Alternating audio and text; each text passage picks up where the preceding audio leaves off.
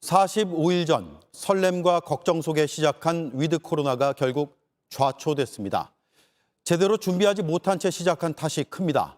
결국 토요일의 시작인 내일 자정을 기해서 더 강력한 거리 두기로 유턴합니다. 이제부턴 숫자 4와 9를 기억해야 하게 됐습니다. 모임 인원은 4명까지만, 시간은 9시까지만 가능해집니다. 정부가 내놓은 특단의 대책을 성화성 기자가 첫 소식으로 전해드립니다. 모레부터 사적인 모임은 4명까지만 가능합니다.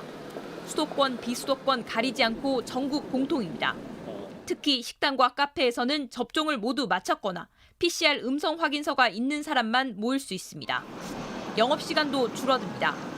식당과 카페, 유흥시설, 노래방, 실내체육시설은 밤 9시가 되면 문을 닫습니다. 영화관과 공연장, PC방은 밤 10시까지 이용할 수 있습니다.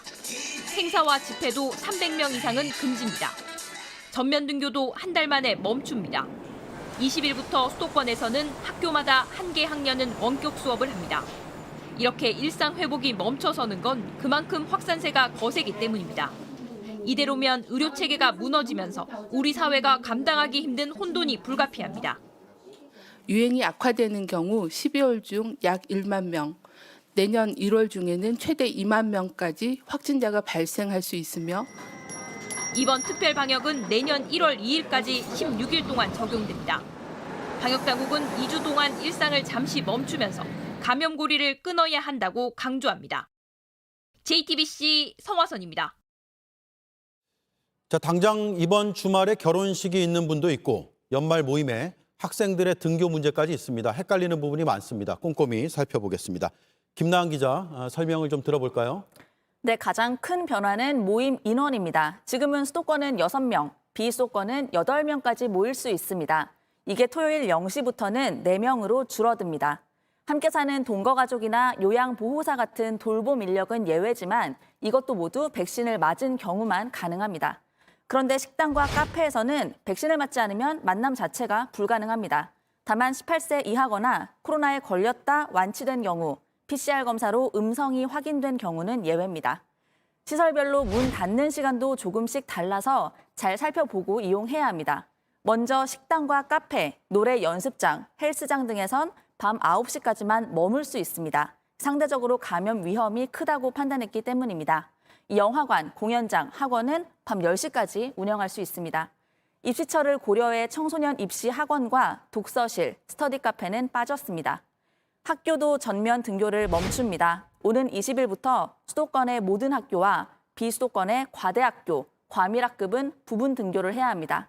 초등학교 기준 재학생 1,000명 이상이면 과대학교, 30명 이상이면 과밀학급입니다. 초등학교는 전체의 6분의 5만 등교해야 하는데 1, 2학년을 빼고 3, 4, 5, 6학년은 평일 중 각각 하루씩 안 간다고 보면 됩니다. 중학교와 고등학교도 3분의 2만, 쉽게 말해서 3개 학년 중에 2개 학년만 나와야 합니다.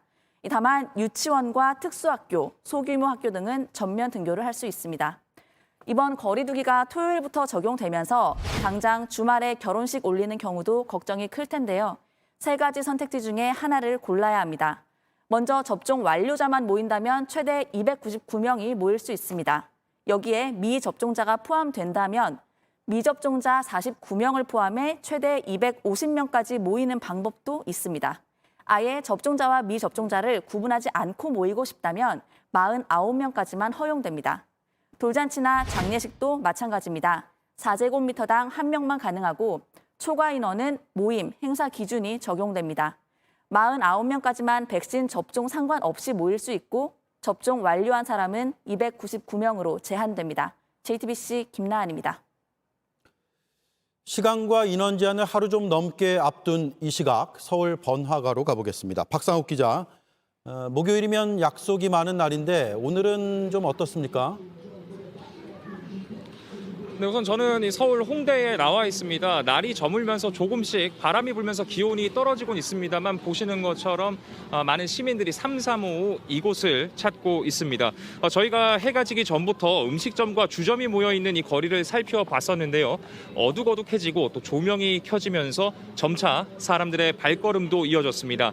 이 코로나 확산세도 걱정이지만 이 백신 접종을 마치고 마스크 착용과 같은 방역 수칙을 지키면서 제한된 만남을 갖는 겁니다. 확진자가 급증하고 또 단계적 일상 회복을 잠시 멈추게 된 상황에 대해 시민분들의 생각을 물었습니다. 잠시 들어보겠습니다. 위드 코로나 하면서 좀 편하고 약간 사는 것 같다 이런 생각이 좀 들긴 했는데 지금 상황을 보면은 돌파 감염도 많이 심하고 하다 보니까 또 9시까지 밖에 못 하다 보니까 업주들한테도 피해가 많이 발생될 거라고 예상하고 있고. 네, 지금 연말 약속은 거의 다 취소하고 있는 상태예요. 지금 코로나 때문에 많이도 못 모이고 그러니까 그래서 취소하고 있어요. 예, 마지막 시민 말씀처럼 오늘부터 약속을 취소하는 분도 있을 것 같고요. 반면에 거리두기 강화 전에 빨리 만나자 이런 분들도 있을 것 같습니다. 네, 그렇습니다. 이번 거리두기 강화로 일단 이 5인 이상이 모이게 되는 송년 모임 그리고 신년 모임은 사실상 불가능해졌습니다. 그러다 보니까 자칫 이 송년 모임이 오늘 그리고 내일로 몰리는 것 아니냐라는 우려도 나오고 있는데요. 실제로 음식점 관계자분들과 이야기를 나눠보니까 예약 변경 문의가 부쩍 늘었다라고 설명을 했습니다. 방역 당국은 이렇다 보니까요, 시민 개개인의 안전을 위해서라도 이 만남 모임을 최대한 자제해 줄 것을 당부했습니다. 그리고 내일 저녁까지는 지금처럼 모임을 가질 수는 있습니다만 유의하셔야 할 것이 있습니다. 바로 내일 자정부터 새로운 이 기준이 반영된다는 점, 이 점은 반드시 유의를 하셔야겠습니다. 네, 서울 홍대거리에서 박상욱 기자가 전해드렸습니다. 자, 정부가 내놓은 대책을 취재하고 있는 박민규 기자가 나와 있습니다. 2주간 거리두기 한시적으로 하는 거잖아요. 이걸로 확산세를 잡을 수 있는 겁니까?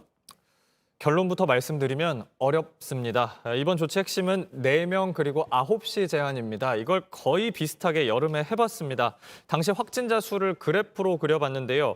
1000명대였던 7월에 수도권 거리두기 4단계를 시작했죠. 특히 8월 말부터 영업시간을 밤 9시까지로 줄였습니다. 그런데 환자 수는 그 뒤로도 오락가락만 하고 별로 줄지 않았습니다. 게다가 지금은 그때보다 시민들이 더 지쳐 있습니다. 예. 자, 시민들 입장에서 보면 이게 2주라고 하지만 사실 예측이 불가합니다. 더 연장이 될 수도 있거든요. 그래서 어떤 계획을 어떻게 세워야 되냐 이렇게 불만을 가지시는 분들도 있을 텐데 대체 언제까지 버텨야 되는 거죠? 예, 일단 줄이는 게 안 되면 이 확진자 수 유지라도 해야 할 텐데요. 내년까지 봐야 합니다. 정은경 질병관리청장이 사실상 예고했습니다. 이달 중 위중증 환자는 1,900명, 확진자는 10,000명까지 갈 수 있다는 겁니다. 10,000명이요? 예, 1월에는 2배 정도 되는 2만 명까지 내다봤습니다. 그래서 정부는 2주라고 말은 했지만 사실상 또 한 달이 넘는 장기전에 들어갔다고 봐야 합니다. 예, 그러면 2주 뒤에 또 연장이 될 가능성도 지금 배제할 수가 없는 거네요. 그렇습니다. 자, 저 2만 명이나 수만 명이라는 예측은 얼마 전부터 전문가들이 많이 했는데 예, 그래서 이번 조치가 너무 늦은 거 아니냐 이런 비판들도 나오고 있거든요. 그렇습니다. 그럼에도 지금이라도 시작하는 의미를 뭐라고 봐야 될까요? 예, 이미 말씀하신 대로 늦었고요. 그래서 실패했다는 지적 자체는 피할 수가 없습니다. 예. 오늘 문재인 대통령도 사과했습니다. 준비가 충분치 못했다는 내용입니다. 최근 3주 동안 모임 인원 줄이고 방역 패스 유효 기간 정하는 등 조치는 했죠. 문제는 여러 차례 나눠서 조금씩 했다는 겁니다. 이걸로 진정이 안 됐습니다. 그래서 결국 강도 높은 거리두기에 들어가는 결정을 한 겁니다. 예. 이게 거리두기뿐만 아니라 다른 것들도 다 함께 해야 되는데 지금이라도 당장 해야 될 게 뭐가 있을까요? 예. 2주 거리두기는 근본 대책이라고 볼 수는 없습니다. 무엇보다 병상 부족 문제 풀어야 합니다. 지금은 병상을 파악하고 배정하는 체계도 제대로 안 돼 있습니다. 카카오톡 대화방 목록을 하나 가져왔는데요. 병상을 배정하는 의료진이 보내온 겁니다. 아직도 이 카카오톡으로 이렇게 수십 개 병원에 일일이 병상이 있는지 물어보면서 일하고 있다고 합니다. 예. 이런 체계부터 지금이라도 하나씩 점검해서 장기전에 대비해야 합니다. 네, 시스템이 많이 미비한 것 같습니다. 박민규 기자였습니다.